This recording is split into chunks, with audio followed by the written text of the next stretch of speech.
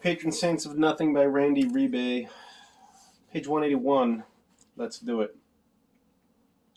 I wake early the next morning, long before the alarm I set, because my brain hates me. Peering out the window, I see the rain has stopped and the clouds have cleared, but the world is still damp. I wander out of my room and find Tita Chato and Tita Inez in the kitchen making breakfast. Magandang umaga, Jay, Tita Chato says. Magandang umaga, po, I say, trying it out for myself, and adding the marker of respect. How do you sleep? Asks Tina Inez, cracking some eggs into a frying pan. All right, I answer. Not too hot? No, I lie. It was fine. I turn to Tita Chato. By the way, I'm sorry if I was disrespectful last night. It's okay, she says. I understand. He meant a lot to you, as he did to us. I don't say anything. She hugs me. Sit, she tells me. Breakfast will be ready soon. So I do. As I wait, I partially browse the internet on my phone and partially watch my aunts in the kitchen. They speak quietly to each other in what I think is Tagalog, taking turns laughing. Tita Chato's laughter is always sudden and loud, the kind that would draw looks out in the public, while Tita Inez's is quiet, most of it occurring in her eyes. As they move around the kitchen, they constantly touch each other, a hand on the center of the back as one moves around the other, a hip check to punctuate a joke, a touch on the shoulder to warn of a hot pan, fingers lingering as something has passed between them. Hashtag relationship goals, I think to myself. Eventually they finish cooking and set the rice, fried eggs, and tocino on the table along with some fresh mango and instant coffee. I put my phone away, they sit down, and then we all dig in. As we eat, they apologize several times for not being able to take off work while I'm here, but they assure me we'll do something fun together as soon as they get home each day. I tell them that it's no problem since I have homework assignments to complete anyway. After we finish the meal, they say goodbye and head out. While they wait for Mia to text to let me know she's on her way, I spend some time wandering around the house. It's much smaller than Tito Manning's, only 2 bedrooms and 1 bathroom on a single level. Unlike Tito Manning's, the place is exactly as I remember it from last time I visited. There are cracks in the plaster walls, and you can see the shadowy forms of dead insects collecting inside the light fixtures. The furniture is modest, the TV a reasonable size. There's no religious paraphernalia except for a single wooden cross above the main door. There are a couple of bookshelves filled with nonfiction, and a variety of art prints hang on the walls depicting abstract versions of such Philippine imagery as roosters, bahay kubo, and rice fields. What draws my attention most, though, are the framed family photos.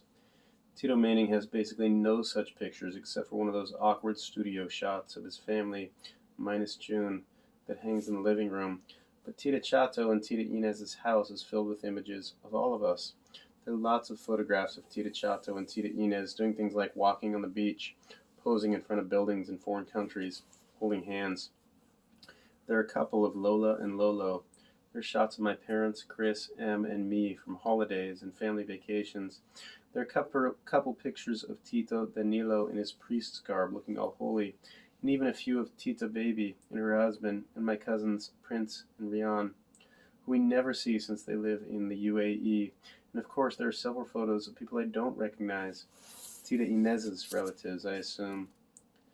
My eyes linger longest on the pictures of June. There are 4 of them throughout the house. One, which hangs in the living room, is an old shot of his entire family gathered around a straight-faced Tito Manning standing in front of Malacanang Palace, apparently Tito Manning's favorite place in the world. June's hair is buzzed low, and he looks maybe 6 or 7. He doesn't seem too thrilled to be forced to pose in the picture. The second, on a shelf next to the TV in the living room, is a shot of June and me on the basketball court just down the street, under the lights. We're all sweaty, each with an arm slung around the other's shoulders, and we've got these huge smiles on our face, the kind of smiles I don't think anyone can make once they're past a certain age. I remember when Tita Chato took that one. We had just finished playing a game with some of the neighborhood kids. At one point I was driving through the lane when a bigger kid felled me hard and then denied it.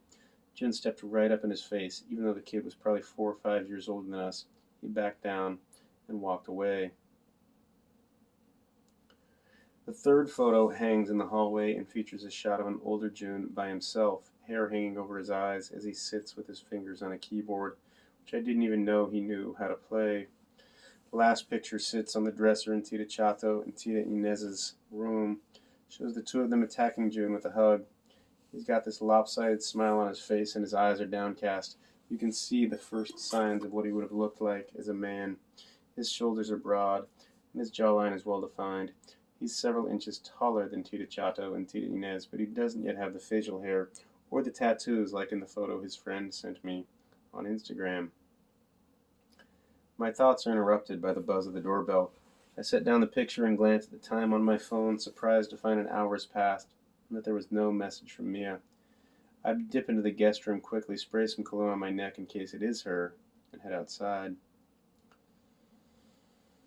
When I open the door, Mia is standing in the sunlight on the other side of the front gate.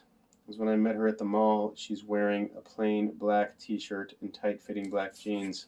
Guess it's her thing. "Oh, Jay," she says, smiling. "Good morning." "Magandag maga po," I say as I unlock the gate and invite her in. "Ooh," she says, brushing back her hair. She rattles off some Tagalog as she walks in and takes a seat in one of the plastic chairs with an air of familiarity. I rub the back of my neck and sit down across from her. "I have no idea what you said. I've only got, 3 phrases. She laughs. "It's a good start, I think, but you don't need to use po with me. But you're older, right?"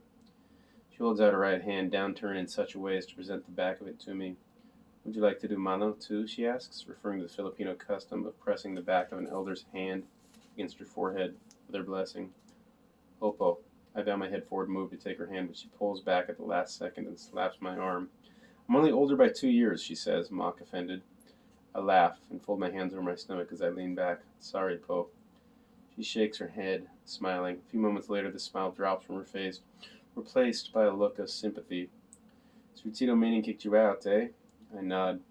"It's better here, I think. I love your Titas. They're much kinder than your Tito, and I admire so much your Tita Chato's work. I know she used to be a lawyer, but I don't actually know what she does now. I don't admit this. Yeah, they're pretty awesome." There's an awkward moment of silence I feel compelled to fill. So I add, "I wish it was legal for them to marry here." "It may take some time. We're the only country in the world where it is still illegal to divorce." "Damn," I say, feeling stupid for how little I know about the Philippines yet again. I change the subject. "Anyway, I think my dad is going to kill me when I get home." "Really?" "He made me promise not to bring up June with my uncle." "Why?" "He knew it would upset him. Didn't want me to rock the boat, as we say in America." She shakes her head. "I think it's good that you finally talked to him about your cousin. I think you were brave." I drop my eyes to the edge of the table. That's not the word I'd use to describe how I felt during that conversation. It's not the word I'd use to describe how I feel when I think about the calls and texts from Dad, still unanswered. "Don't you think it's sometimes better not to say anything, not to dredge up those feelings for no reason?" "No," she answers immediately. "If you have something to say, you should say it. If you were to figure things out, you can't hide from them. Silence will not save you." "You should tell that to my entire family." I consider asking Mia about her boyfriend, but I go with a different question instead. "Did you tell Jessica about June then?" "Of course." "Did she talk to Grace about it?" "She did." "And?" I ask. Like her father, Grace didn't want to talk about June. She's mad at Jessa now. "Oh, but they're still cool, right?" Mia sweeps her hair to the other side of her head and shrugs. "If they're going to work as a couple, they need to be able to talk openly about things like this.